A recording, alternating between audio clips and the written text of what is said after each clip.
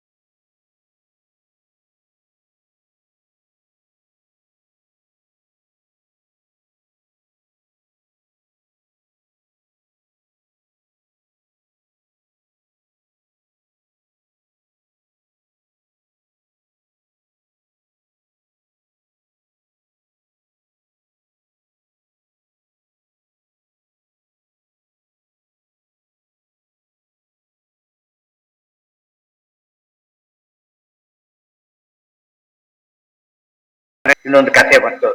ಸತ್ಯಕಾಮ ಅಂತ ಒಬ್ಬ ಹುಡುಗ ಗುರುಗಳ ಹತ್ರ ಹೋಗ್ತಾನೆ. ನೀವು ಉಪನಯನ ಮಾಡಿ ಅಂತ ಕೇಳ್ತಾನೆ. ಉಪನಯನದ ಅರ್ಥ ಗೊತ್ತಾಗುತ್ತೆ ನಮ್ಗೆ.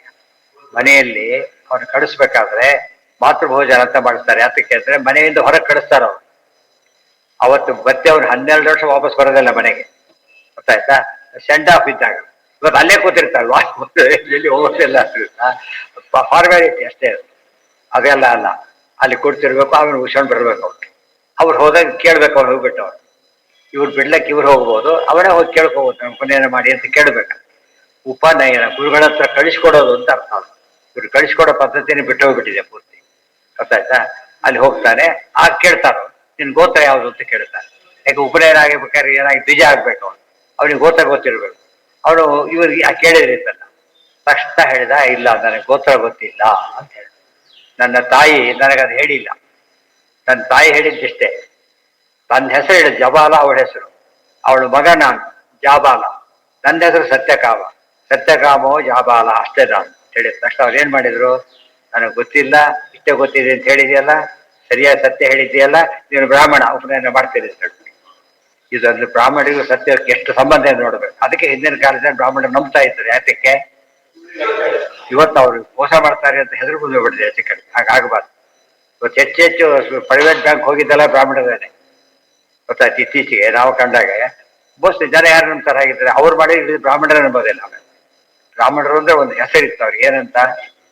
ಪ್ರಾಮಾಣಿಕರು, ಮೋಸ ಮಾಡೋದಿಲ್ಲ, ನಿಸ್ವಾರ್ಥರು, ನಿಷ್ಪುರರಾಗಿರ್ತಕ್ಕಂಥವ್ರು. ಅದಕ್ಕೆ ಹೇಳ್ತಾರೆ, ಸತ್ಯ ಹೇಳಿದೆಯಲ್ಲ ನೀನು ಬ್ರಾಹ್ಮಣ, ಉಪನಯನ ಮಾಡೇ ಬಿಡ್ತಾರೆ, ಗೊತ್ತಾಯ್ತಾ? ಇದು ವಿಶೇಷ ಅಂಶ. ಆರ್ಜವಂ ಬ್ರಾಹ್ಮಣೇ ಸಾಕ್ಷ, ಆಚಾರ್ಯ ನೋಟ್ ಬರೀತಾರೆ. ಏನಿದೆ ಅರ್ಥ ಅಂತ ಕೇಳಿದ್ರೆ, ಆರ್ಜವಂ ಬ್ರಾಹ್ಮಣೇ ಸಾಕ್ಷಾತ್ ಶೂದ್ರೋ ಅನಾರ್ಜವ ಲಕ್ಷಣ.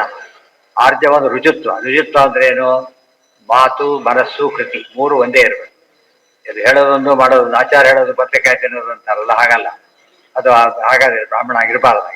ಈ ರೀತಿ ಯಾರೇ ಗೊತ್ತಿಲ್ಲ ಅಂತ ಹೇಳಿದ್ರೆ ಬ್ರಾಹ್ಮಣ ಅವನು ಬಹಳ ಮುಖ್ಯ. ನಮ್ ಜನ ಯಾವ್ದೋ ಒಂದು ದಾರ ಹಾಕೊಂಡು ಹೋಗ್ಬಿಡ್ತಾರೆ. ಯಾರ್ದೋ ಗೊತ್ತ ಮುಂದೆ ಹೇಳಿದ್ರೆ ಅವ್ನಿಗೆ ಗೊತ್ತಾಗ ತಾವೇ ಹೇಳ್ಬಿಡ್ತಾರೆ ಅಂತ. ಅವ್ರಿಗೆ ಊಟ ಬೇಕಾಗಿರ್ತದೆ ಅಷ್ಟೇ. ಅವೆಲ್ಲ ತಪ್ಪು ಮಾಡಬಾರ್ದು. ಹಾಗೆಲ್ಲ ಅಲ್ಲ, ಎಲ್ಲ ಗೊತ್ತಿಲ್ಲ ಅಲ್ಲ ಅಂತ ಹೇಳ್ಬೇಕು. ಏನ್ ತಪ್ಪ? ಒಬ್ಬರು ಬೇರೆ ಕಳಿಸ್ಬಿಟ್ರೆ ಕಷ್ಟ ಆಗುತ್ತೆ. ಕಳಿಸ್ಲಿ, ಯಾಕಂದ್ರೆ ನಮ್ಮ ಎಲಿಜಿಬಿಲಿಟಿ ಇಲ್ಲ ಅಂತ ಅರ್ಥ. ನೀವು ಬಸ್ ಟಿಕೆಟ್ ನೀವು ತೋರಿಸ್ತೀರೋ ಇಲ್ಲ, ಹಾಗೆ ಅದಿಲ್ಲ ಅಂದ್ರೆ ನಿಮ್ಮ ಬಸ್ಸಲ್ಲಿ ಬೇರೆ ಬಸ್ಸಿಗೆ ಅಲ್ಲಿ ರಿಸರ್ವೇಶನ್ ತಪ್ಪಾಗಿದ್ರೆ ಬೇರೆ ಕಡೆ ಹೋಗ್ತಾರೆ ಅಷ್ಟೇ. ಸುಳ್ಳು ಹೇಳಬಾರ್ದು. ಸುಳ್ಳು ಹೇಳೋದ್ರಿಂದ ಇಹನೂ ಇಲ್ಲ, ಪರಾಣೂ ಇಲ್ಲ. ಇಲ್ಲಿ ಕೆಟ್ಟ ಹೆಸರು ಬರುತ್ತೆ. ಅದು ಪರ ಅಲ್ಲೇ ಯಮದ ಶಿಕ್ಷೆ ಕೊಡ್ತಾರೆ. ಅದು ಈಗ ಇರ್ತಾರೆ, ಮುಂದಿನ ಗೇಟ ಸಿಕ್ಕಾಕೋತಾರೆ ಅಂತಾರಲ್ಲ, ಹಾಗೆ ಏನು ಉಪಯೋಗ ಇಲ್ಲ ಅದರಿಂದ. ಸತ್ಯ ಹೇಳೋದ್ರಿಂದ ಇಲ್ಲೂ ಸುಖ ಅಲ್ಲೂ ಸುಖ. ಮತ್ತೆ ಸತ್ಯ ಹೇಳಿದ್ರೆ ಭಾರಿ ಪ್ರಾಕ್ಟೀಸ್ ಮಾಡ್ಬೇಕಾಗಿಲ್ಲ, ನ್ಯಾಚುರಲ್ ಅದು. ಇದು ಪ್ರಾಕ್ಟೀಸ್, ಸುಳ್ಳು ಪ್ರಾಕ್ಟೀಸ್ ಮಾಡಿದ್ರು. ಕೆಲವು ಲಾಯರ್ ಸರಿ ಏನ್ ಮಾಡ್ತಾರೆ, ಸಾಕ್ಷಿ ಈಗ ಹೇಳ್ಬೇಕು ಅಂತ ಟೈಲರ್ ಮಾಡ್ತಾರೆ, ಹೇಳ್ಬೇಕು ಅಂತ. ಯಾಕಂದ್ರೆ ಕೇಸ್ ಗೆಲ್ಬೇಕಾದ್ರೆ ಅವ್ರು ಹೇಳ್ಬೇಕಾಗ, ಅದು ಸರಿಯಲ್ಲ. ಈ ರೀತಿ ಅದನ್ನ ಹೇಳಿ, ಆ ರೀತಿ ಮಾಡಿದ್ರೆ ಪ್ರೊಫೆಷನ್ ನ್ಯಾಯ ಸಲ್ಲುತ್ತೆ, ಧರ್ಮ ಉಳಿತದೆ. ಜೀವನೋಪಾಯ ಅಂತ ಹೇಳಿ ವೈಭವ ಜೀವನೋಪಾಯ ಅಲ್ಲ. ಅನ್ನ ಬಟ್ಟೆ ಸಿಕ್ಕರೆ ಸರಿ, ಅನ್ಯಾಯ ನ್ಯಾಯ ಬಂದ್ರೆ ಓಕೆ, ಅನ್ಯಾಯದಿಂದ ತರೋದಾದ್ರೆ ಅದನ್ನೇ ಮಾಡಬಾರ್ದು. ಅನಾರ್ಜವ ಅಂದ್ರೇನು? ಬಾಯಲ್ಲೊಂದು ಮಾತಲ್ಲೊಂದು ಇದ್ರಲ್ಲೊಂದು. ಶೂದ್ರರು ಅಂದ್ರೆ ಸಾಮಾನ್ಯ ಇರ್ತಾರೆ ಅಂತ ಅರ್ಥ. ಎಲ್ಲರೂ ಇರ್ತಾರೆ ಅಂತಲ್ಲ. ಮೆಜಾರಿಟಿ ತಗೊಂಡ್ರೆ ಇವರಲ್ಲಿ ಬ್ರಾಹ್ಮಣರಲ್ಲಿ ಸತ್ಯ ಹೇಳೋ ಸಂಖ್ಯೆ ಜಾಸ್ತಿ, ಅವರಲ್ಲಿ ಸ್ವಲ್ಪ ಕಡಿಮೆ. ಅದು ಸೀರಿಯಸ್ನೆಸ್ ಇರೋದಿಲ್ಲ ಅಂತ. ಅದೇ ಇದ್ರೆ ಭಾರಿ ಒಳ್ಳೇದು. ಸ್ವರೂಪದ ಬ್ರಾಹ್ಮಣ ಅಂತಾನೆ ಕರಿಬೇಕು, ಅಷ್ಟು ಬೇರೆ ಇರ್ತಾರ, ಗೊತ್ತಾಯ್ತಾ? ಅದಕ್ಕೆ ಶೂದ್ರ ಅಂತ ಯಾಕೆ ಬೈದ್ರು ಅವ್ರೀಗ? ಶೂದ್ರ ಅಂತ ಯಾಕೆ ಬೈದ್ರು? ಅನಾರ್ಜವ. ಏನ್ ಅನಾರ್ಜವ? ನಿನಗೆ ಬೇಕಾಗಿದೆ, ನೀವು ದುಃಖಪಟ್ಟು ಬಂದಿದ್ದೆ ಸರಿನೇ, ನೀವು ಕೊಂಡ್ಕೊಡಕ್ ಬಂದೆ, ನೀನೀಗ ವ್ಯಾಪಾರಕ್ಕೆ ಬಂದೆ, ಬೈಲ್ ಕಳಿಸಿದ್ರು. ಸರಿಯಾಗಿ ಬಂದ, ಸರಿ ಹೋಯ್ತು. ಆದ್ರೆ ಗೌತಮ ಸ್ಥಿತಿ ವಿಜ್ಞಾಯ ಸತ್ಯಕಾಮಂ ಉಪಾನಯತ್ತ ಉಪನಯನ ಮಾಡಿಬಿಟ್ರು, ಶಿಕ್ಷಣ ಮಾಡ್ಕೊಂಡ್ಬಿಟ್ರು. ಮುಂದೇನಾಗತ್ತೆ ನಾಳೆ. ಸರ್ವೇಂದ್ರಿಯ ಪ್ರೇರಕೇಣ ಶ್ರೀ ಪ್ರಾಣಪತಿ ನೇರಿತಃ ಯದವೋಚವನಂ ತೇನ ಶ್ರೀಯತಾಂ